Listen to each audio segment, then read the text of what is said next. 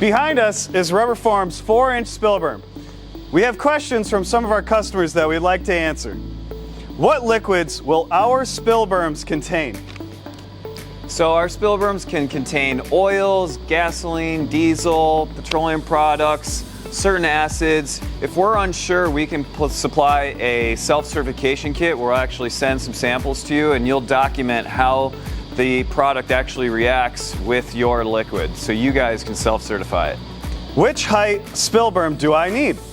So depending on the amount of liquid you're trying to contain and the area that you're trying to put the spill berm around, we'll assist you with the calculations to understand the total volume, which will spit out basically a number 2, 4, 6, 8, depending on the total volume that we're trying to contain.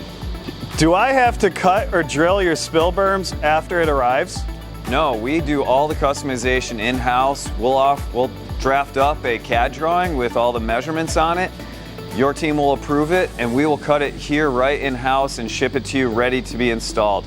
We have a brand new capping corner, so it makes it a lot easier for the installation process, giving your guys much large advantage when installing these to take a lot less time.